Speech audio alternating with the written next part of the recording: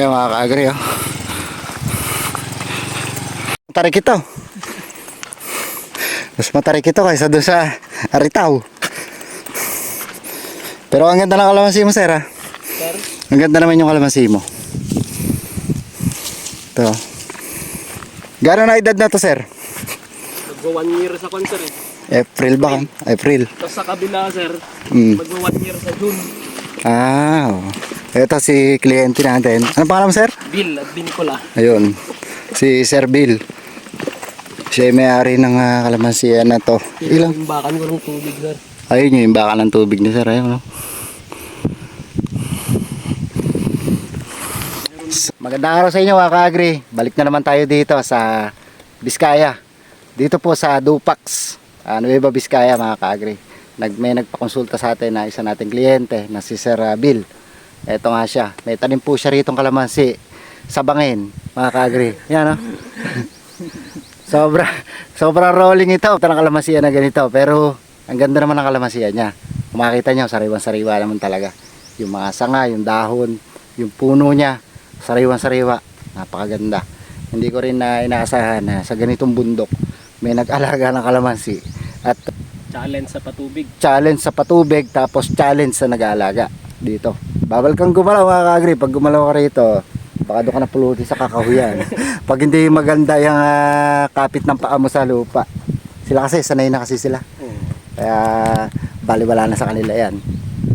Pero sa mga baguhan, tulad ng kanina, kala ko hindi na ako makakarating dito. So sobrang tarik doon. Eh, iniingatan mo talaga bawat step ng paglakad mo. Sir, paano mo ito inaabonohan? Paano diskarte rito sa abono mo? Ginagawa namin sir, yung abono linalagay na namin dito. Sa butas na yan? Yung sanan na sir. Tapos pag pinapatutigan na namin dyan na, sabay bababa na yung tubig. Papaganon. Kumbaga yung abono niyan na nandito, pag natubigan yan, medyo kakalat na dyan, ano? Ayun, oh. Pero ganun ang technique. hindi naman bubulusok na Oo. sir. Oo. Kaysa pagka sinabog mo kasi dito sir, Oo. mawawash out. Oo, dire-diretso lang yan, ano? Tama. Minsanan na dyan. Oo. Kasi mga ka-agri, kaya ganito yung setup na ginawa ni Sir Papa, ganun. Kasi nga, yung tubig niya daw ay medyo mahina. Hindi to kalakasan. Kaya kung patagilid, yung tudling niya, kung kukontrahin niyang ganun, hindi rin naagos ng maganda yung tubig. At Hirap din sir. mauubos din papunta rin dyan sa ganyan eh, ano? Kaya ganito yung setup na ginawa niya. Ano mo nang tinatanggal ang bunga? Ano ang resulta mo? Mas maganda yung cancer.